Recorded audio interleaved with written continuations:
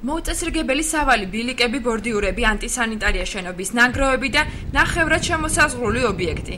ასე გამოიყურება დღეს ქობულეთში პარკის მიმდებარე ტერიტორია. მოსახლეობა ამბობს, რომ ასეთი გარემო დამსვენებლების რაოდენობაზე იმოქმედებს.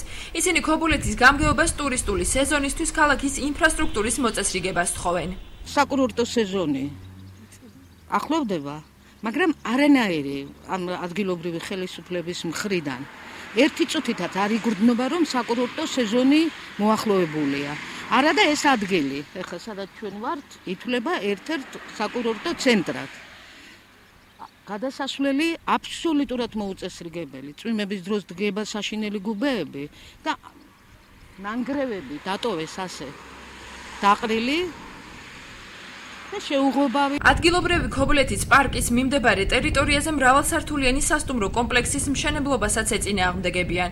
მასი თქმით, ტერიტორიაზე არ არის გარე განათება და სკამები. მოუწესრიგებელია ზღვაზე გადასასვლელი ბილიკები. პარკის მიმდებარე ტერიტორია არ არის კეთილმოწყობილი, არ არის გადასასვლელი ბილიკი, არ არის დასაჯდომი სკამები და არ არის ის ინფრასტრუქტურა, რომელიც პარკის მიმდებარე ტერიტორიას უნდა აღწევს. და რას გეუბნებიან გამგეობაში, რატო არა წელია? მაშინ ყოველ დღე გვპირდებიან, რომ სამუშაოება იქნება დაწყებული, მაგრამ დღემდე არ დაწყებულა.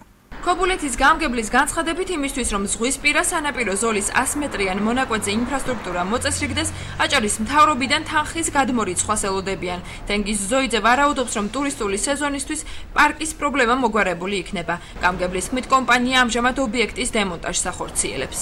ჩვენ აჭარის მთავრობისთვის მიწერილი გვაქვს და ფინანსთა ეკონომიკის სამინისტრო ამ ბიუჯეტის კორექტირების დროს დაგვირდება გარკვეულ თანხებს ინფრასტრუქტურის მოწესრიგებისათვის ქობულეთის მუნიციპალიტეტს დაუმატებენ და ჩვენ შესაბამისად მოვაწესრიგებთ ინფრასტრუქტურას საკურორტო სეზონისათვის.